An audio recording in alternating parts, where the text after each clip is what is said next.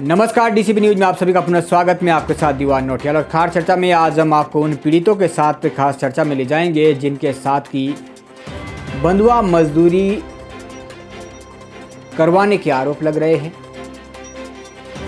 और ये आरोप लगाए हैं उन लोगों ने स्वयं जो इसका शिकार हुए हैं, और ये आरोप लगाए हैं भारत संवैधानिक अधिकार संरक्षण मंच के संयोजक दौलत कुंवर ने। खैर, हमने उन लोगों की प्रतिक्रिया जानने की कोशिश की, तो आइए पहले हम उनकी प्रतिक्रिया समझते हैं, किस तरीके से उनके साथ अन्याय किया गया है, और फिर हम बात करते हैं कि आखिर ये पूरा मामला क्या है।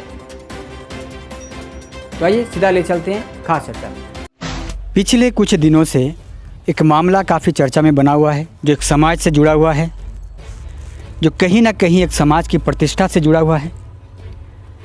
और उस पूरे प्रकरण को लेकर तमाम सारी प्रतिक्रियाएं हम सोशल मीडिया पे देख रहे हैं। उसमें वास्तविकता क्या है, क्या वास्तव में जिन लोगों के साथ उस अन्याय होने की बात कही जा रही है, उस तथ्य में कितनी सच्चाई है, उसे जानने के लिए आज हम पहुंचे हैं उन पीड़ित लोगों के पास जिन्होंने की आवाज़ उठाई है, आरोप लगाए हैं कि उनका शोषण किया जा रहा है, और जिन्होंने उनकी इस आवाज़ को उठाने का काम किया है समाज सेवी भारत संवैधानिक अधिकार संरक्षण मंच के संयोजक दौलत कुंवर जी। लेकिन उससे पहले, क्योंकि ये लोग से हम परिचित होते हैं और कोशिश करते हैं कि क्या वास्तविकता है।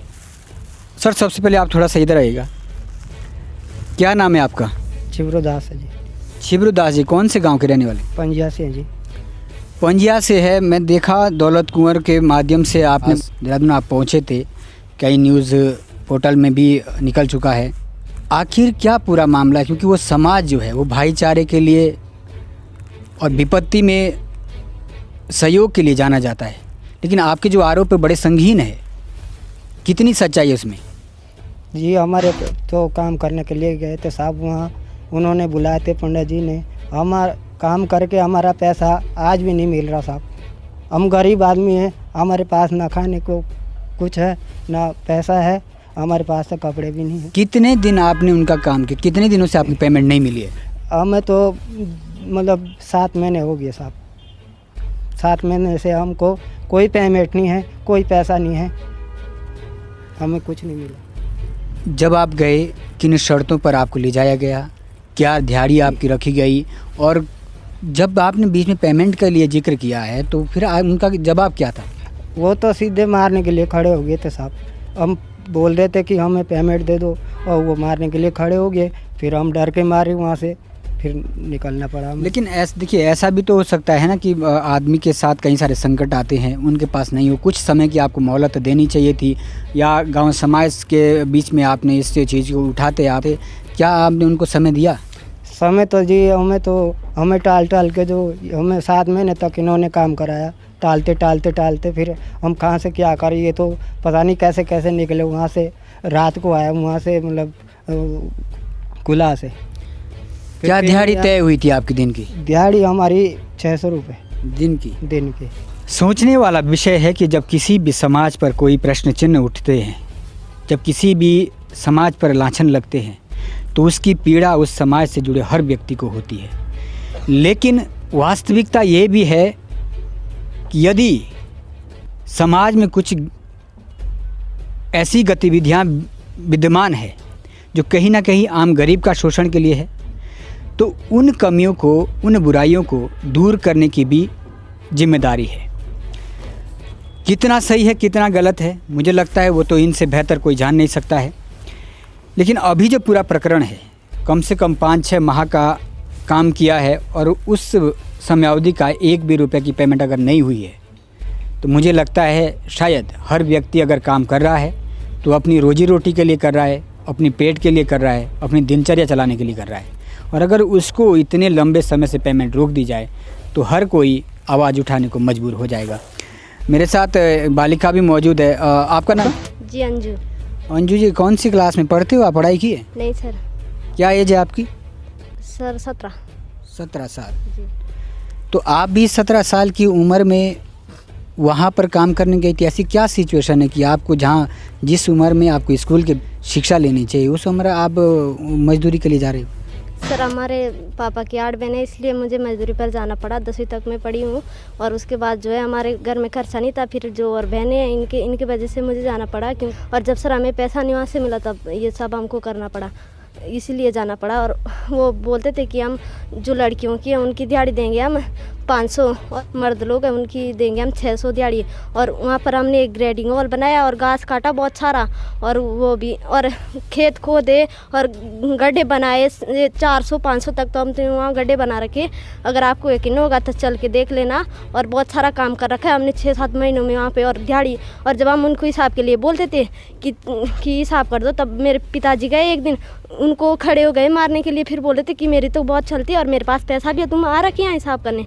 और मैंने तो पता नहीं कितने मजदूर भगा रखे, गोरखे पता नहीं कितने आए थे मेरे पास, उनको भी ऐसे भगा रखा, तुम क्या हो मेरे आगे, मेरे पास तो बहुत पैसा है। और ऐसे ऐसे करके जो है फिर हमारा हिसाब नहीं दे रहे थे। फिर हम डर गए। फिर हमको एक त्योहार आया माखा, फिर हमको घर आना पड़ा। फिर जो तो कुछ लोग तो हम उस दिन चले गए, हमें भी नहीं आने दे रहे थे।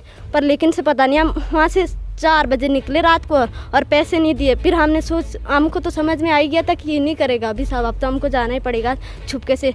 फिर हम आए वहाँ से रात को 4 बजे और 2 बच्चे थे हमारे साथ छोटे छोटे, और 20 किलोमीटर चले सर हम। और फिर वहाँ से त्यूनी से गाड़ी में बैठे। फिर उनको हाथ जोड़ के बोला कि किराया हम सैया में दे देंगे। फिर जीजू के जो दूसरे भाई हैं उनसे मांगा किराया, फिर हमने वहाँ सैया में किराया दिया उनको, और हमारे पास कोई पैसा नहीं था। स्थिति बड़ी ही दयनीय है।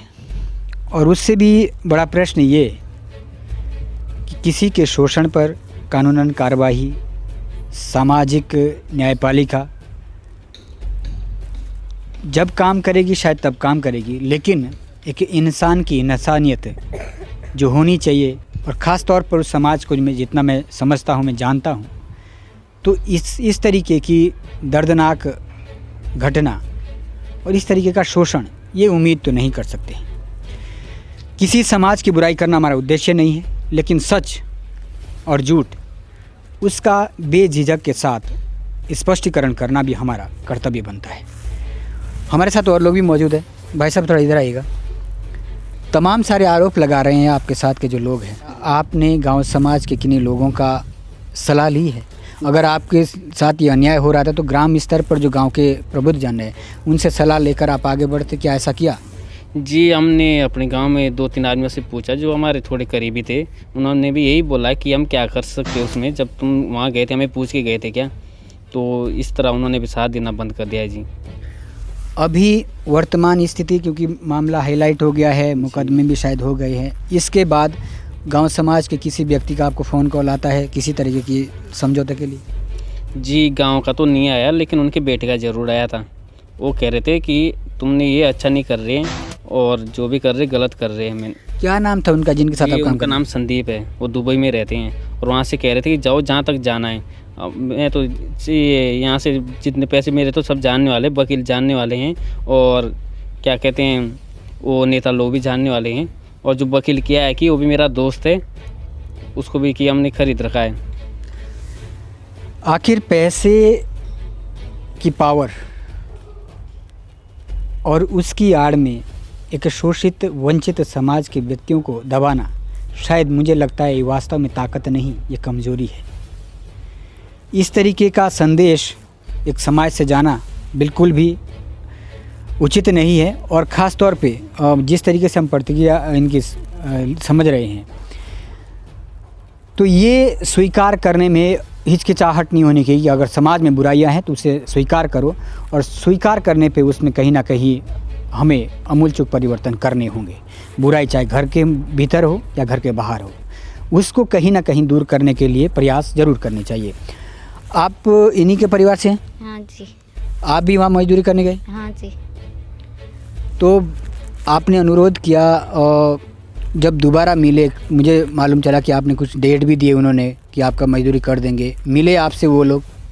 हाँ जी, मिले पहले। तो उस दौरान नहीं दिया है जो पैसा पेमेंट था? पैसे नहीं दिए उन्होंने हमको। आखिर टाल मटोल की जो बात है, कितनी बार उन्होंने आपको आश्वासन दिया कि हम दे देंगे और फिर आप नहीं दिए? जी, ये तो हर महीने बोलते थे कि हम हर महीने अपने पैसे का जिक्र करते थे। उनके आए कि हमारे पैसे दे दो और हम गरीब है, ऐसे हमने लोगों के देने हैं और हमारे बाल बच्चे, हमें खाना भी कुछ खाना है। तो उन्होंने वो ये बोला कि मैं तुम्हें दे दूँगा, कट्टे दे दूँगा, लेकिन जी वो आज तक नहीं दिए। 6 महीने तक, क्योंकि ऐसे आदमी नहीं रह सकता है अगर जी। पैसे ना मिले, खाना ना मिले, ना मिले जी। तो कुछ सहायता शायद खाने पीने की उनकी व्यवस्था थी।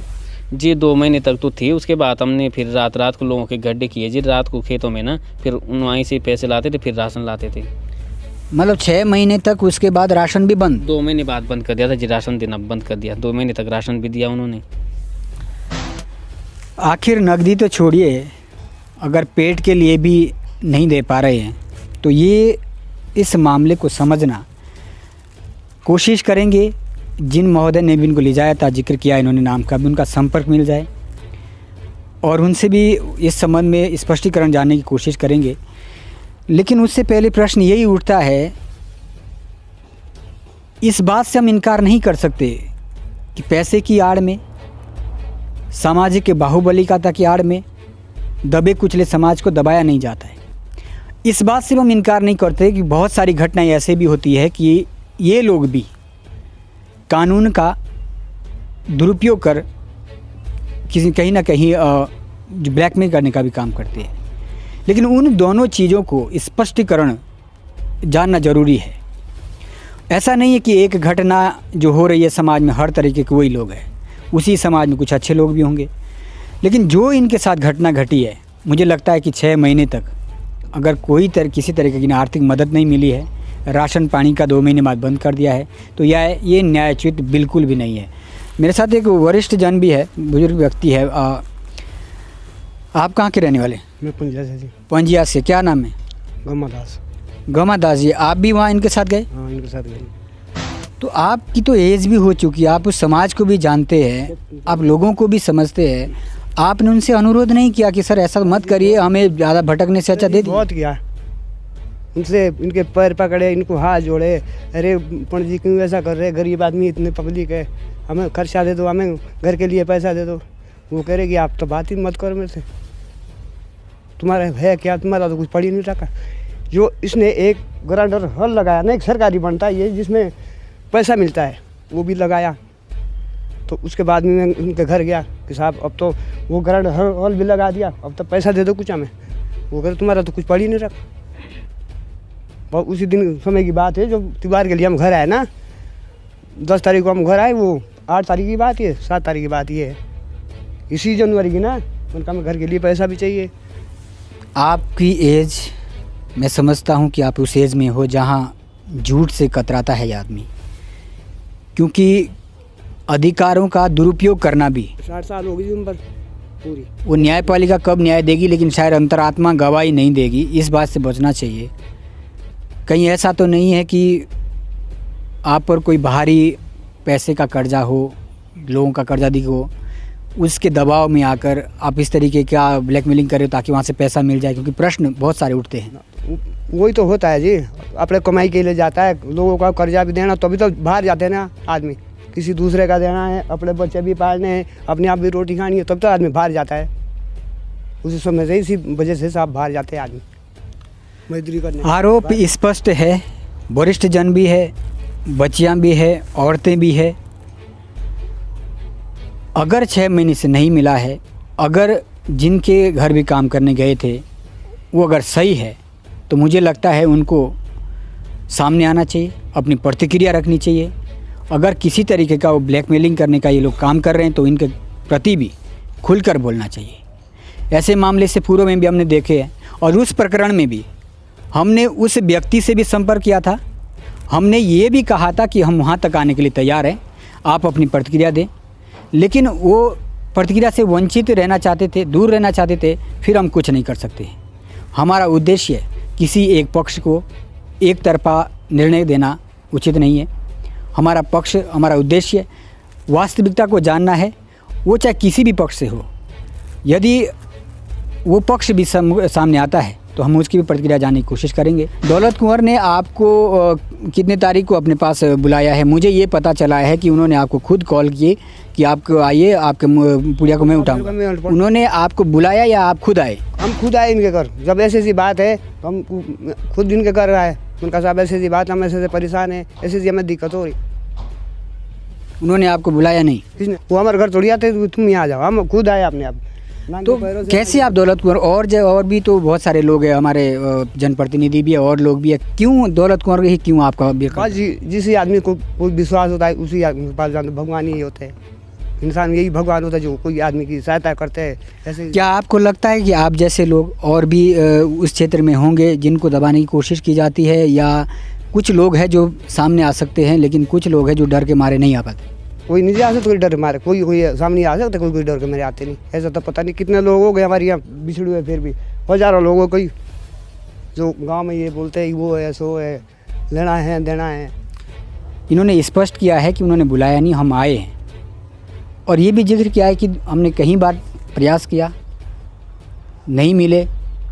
जब लगातार संपर्क में लगे तब शायद दूसरे तीसरे कॉल के बाद उन्होंने एक्सेप्ट किया कि ठीक है मिलते हैं, और उसके बाद ये आवाज़ उठी है। ये इसलिए भी महत्वपूर्ण हो जाता है कि दौलत कुंवर ने बंधुआ मजदूरी का ये प्रकरण उठाया है, और इसी परिप्रेक्ष्य में प्रेस क्लब में डॉक्टर नंदलाल भारती जो उसी समाज से है, उन्होंने ये बयान भी दिया है कि उस समाज में बंधुआ मजदूरी आज के समय में नहीं है।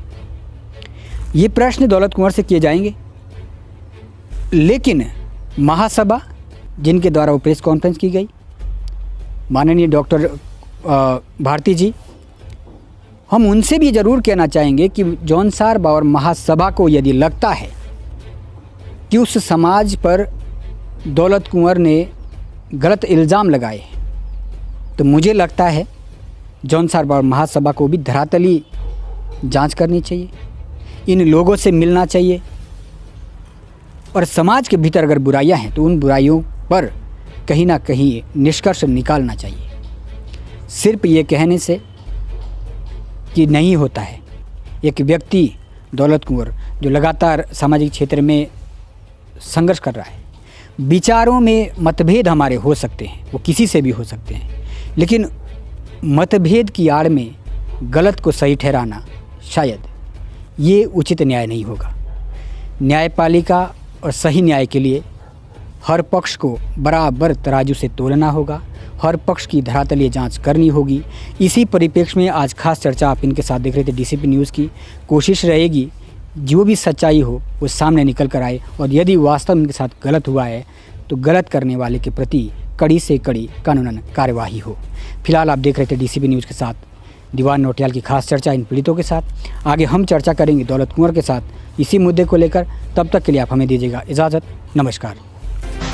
तो ये आपने उन लोगों के साथ हमारी खास चर्चा देखी, और जहाँ तक हमने समझा तो मैं इस प्रकरण को अगर सही परिभाषित करूं तो ये बंधुआ मजदूरी से अधिक धोखाधड़ी, शोषण का मामला मुझे प्रतीत पड़ता है। और ऐसे मामले में धन्यवाद देना चाहूँगा दबे कुचले समाज के लोगों के मसीहा बन रहे भारत संविधानी संरक्षण मंच के संयोजक दौलत कुंवर जी, जिन्होंने की उनकी समस्या को सुना। हालांकि जो प्रतिक्रिया आई है उसे स्पष्ट प्रतीत पड़ता है कि उन्होंने भी पहले इग्नोर करने की कोशिश की, क्योंकि शायद दौलत कुंवर पे ये आरोप लगते रहे हैं कि वो एक जातिवाद फैलाते हैं, वो एक विशेष जाति के समाज के लिए काम करते हैं। लेकिन काम चाहे किसी के लिए भी हो, अगर वो पीड़ित के प्रति है, फिर चाहे वो पीड़ित अनुसूचित जाति का हो, जनजाति का हो, या कोई अन्य बिरादरी से हो, अन्याय के खिलाफ जो लड़ेगा, पीड़ितों की आवाज़ जो उठाएगा, हम उसकी जमकर प्रशंसा करेंगे। और इसलिए इन लोगों की प्रतिक्रिया से जो हमें महसूस पड़ा, उनके साथ इस तरीके की घटना हुई, इतना बड़ा धोखा, इतना बड़ा शोषण कि 6 महीने तक काम करवाया जाता है और उसके बाद पैसे देने के लिए इनकार किया जाता है। 2 महीने बाद राशन पानी तक बंद किया जाता है। ये कहाँ की इंसानियत है? और वो भी एक वो व्यक्ति जो पूर्व में लोकतांत्रिक व्यवस्था से चुनकर आए, जो पूर्व में उस ग्राम पंचायत के प्रधान रहे। हालांकि विधानसभा चक्राता में प्रधानों का डाटा अगर निकाले तो मुझे लगता है कि सच्चाई कुछ हैरान करने वाली हो। गिने चुने प्रधानों को छोड़कर शायद ही कोई ऐसा हो जिसने अपने पद का दुरुपयोग न किया हो। खैर, आज की इस खास खबर में फिलहाल इन लोगों की हम दास्तां आपको सुना रहे थे। फिलहाल मैं इस पूरे प्रकरण में उम्मीद करूंगा, क्योंकि ये 2 तारीख हमारी इनके साथ चर्चा थी, अभी तक तो मुकदमा भी, जहाँ तक मुझे जानकारी मिली है, मुकदमा दायर हो चुका है। कानून व्यवस्था अपना काम करेगी और निश्चित तौर पे दौलत कुंवर जैसे समाज सेवी जब तक इन दबे कुचले समाज के लोगों के साथ खड़े रहेंगे तब तक इनकी आवाज़ को जरूर सुना जाएगा, इन्हें जरूर इंसाफ मिलेगा। फिलहाल आज की इस खास चर्चा में इतना ही। आगे फिर लौटेंगे किसी खास खबर के साथ, तब तक के लिए आप हमें दीजिएगा इजाज़त। नमस्कार।